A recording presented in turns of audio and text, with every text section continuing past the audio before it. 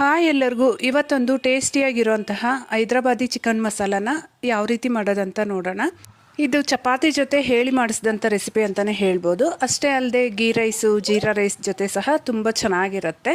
ನೀವು ಯಾವಾಗಾದರೂ ಈ ರೀತಿ ಟ್ರೈ ಮಾಡಿದ್ದೀರಾ ಕಮೆಂಟ್ ಮಾಡಿ, ಇಲ್ಲಾಂದರೆ ಒಂದು ಸರಿ ಟ್ರೈ ಮಾಡಿ.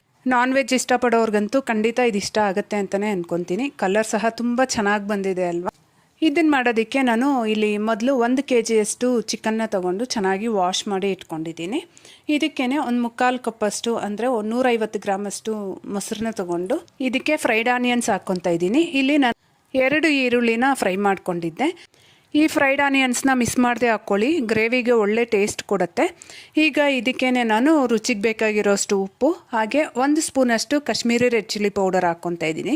ಇದಿಲ್ಲ ಅಂದರೆ ನಾರ್ಮಲ್ ಖಾರದ ಪುಡಿ ಸಹ ಹಾಕ್ಕೋಬೋದು.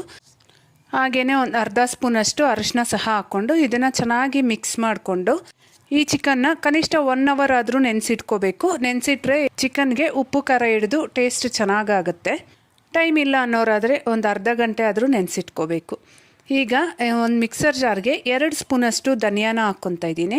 ಹಾಗೆ ಅದೇ ಸ್ಪೂನಲ್ಲಿ ಅರ್ಧ ಸ್ಪೂನಷ್ಟು ಜೀರಿಗೆ, 1/4 ಸ್ಪೂನಷ್ಟು ಕಾಳುಮೆಣಸು ಹಾಕ್ಕೊಂಡು ಇದಕ್ಕೆ ಖಾರಕ್ಕೆ ಒಂದು 4-5 ಗುಂಟೂರು ಮೆಣಸಿನ್ಕಾಯಿ ಹಾಗೆಯೇ ಒಳ್ಳೆ ಕಲರ್ಗೋಸ್ಕರ ಬ್ಯಾಡಗಿ ಮೆಣಸಿನ್ಕಾಯಿ ಸಹ ಒಂದು 5 ಹಾಕ್ಕೊತಾ ಇದ್ದೀನಿ. ಇಲ್ಲಿ ಮೆಣಸಿನ್ಕಾಯಿನ ನಿಮ್ಮ ಇಷ್ಟದ ಪ್ರಕಾರ ಜಾಸ್ತಿ ಅಥವಾ ಕಡಿಮೆ ಮಾಡ್ಕೋಬೋದು. ಇದನ್ನು ಚೆನ್ನಾಗಿ ಒಂದು ಸರಿ ಹಾಗೇ ಗ್ರೈಂಡ್ ಮಾಡ್ಕೊಂಡಾದಮೇಲೆ 1 ಬೆಳ್ಳುಳ್ಳಿ ಹಾಗೆ 1 ಇಂಚಷ್ಟು ಶುಂಠಿ ಹಾಗೆ 1 ದೊಡ್ಡ ಈರುಳ್ಳಿನ ಸಣ್ಣದಾಗಿ ಕಟ್ ಮಾಡಿ ಹಾಕ್ಕೊಂಡು ಇದಕ್ಕೇ ಸ್ವಲ್ಪ ನೀರು ಹಾಕ್ಕೊಂಡು ನುಣ್ಣಗೆ ಈ ರೀತಿ ಪೇಸ್ಟ್ ಮಾಡಿ ಇಟ್ಕೋಬೇಕು. ಗ್ರೇವಿ ಮಾಡ್ಕೊಳ್ಳೋದಕ್ಕೆ ಸ್ಟವ್ ಮೇಲೆ ಬಾಣಲಿನ ಇಟ್ಕೊಂಡು ನಾನು ಮೊದಲೇ ಫ್ರೈಡ್ ಆನಿಯನ್ಸ್ ಮಾಡ್ಕೊಂಡಿದ್ದೆ. ಅದೇ ಆಯಿಲ್ಗೆ ಒಂದು ಸ್ವಲ್ಪ ಪುದೀನ ಎಲೆ ಹಾಕ್ಕೊಂಡು ಸ್ವಲ್ಪ ಫ್ರೈ ಆದಮೇಲೆ ನಾವು ರುಬ್ಬಿಟ್ಕೊಂಡಿರೋಂತಹ ಮಸಾಲೆನ ಹಾಕ್ಕೊಂಡು ಇದನ್ನು ಎಣ್ಣೆಯಲ್ಲೇ ಚೆನ್ನಾಗಿ ಫ್ರೈ ಮಾಡ್ಕೋಬೇಕು. ನಾವು ರುಬ್ಬೋವಾಗ ಯಾವುದೇ ಪದಾರ್ಥನ ಹುರಿದಿಲ್ಲ, ಸೊ ಅದಕ್ಕೆ ಇದು ಎಣ್ಣೆ ಬಿಡೋವರೆಗೂ ಚೆನ್ನಾಗಿ ಫ್ರೈ ಮಾಡ್ಕೋಬೇಕು.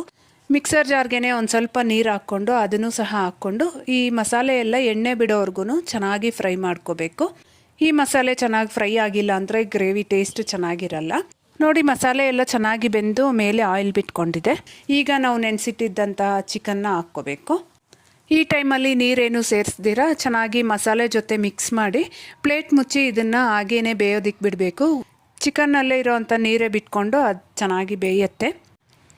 ಈಗ ಈ ಚಿಕನ್ನು ಒಂದು 3/4 ಭಾಗದಷ್ಟು ಬೆಂದಿದೆ. ಇದನ್ನು ಚೆನ್ನಾಗಿ ಒಂದು ಸರಿ ಮತ್ತೆ ಮಿಕ್ಸ್ ಮಾಡಿಕೊಂಡು ಗ್ರೇವಿಗೆ ಎಷ್ಟು ಬೇಕೋ ಅಷ್ಟು ನೀರನ್ನು ಸೇರಿಸ್ಕೊಂಡು ಹಾಗೆ ಇದೇ ಟೈಮಲ್ಲಿ ರುಚಿ ನೋಡಿಕೊಂಡು ರುಚಿಗೆ ಬೇಕಾಗಿರೋಷ್ಟು ಉಪ್ಪು ಸಹ ಹಾಕ್ಕೋಬೇಕು. ಉಪ್ಪನ್ನು ಚಿಕನ್ ಮ್ಯಾರಿನೇಟ್ ಮಾಡೋವಾಗೂ ಹಾಕಿರ್ತೀವಿ, ನೋಡ್ಕೊಂಡು ಹಾಕ್ಕೊಂಡ್ರೆ ಒಳ್ಳೆಯದು.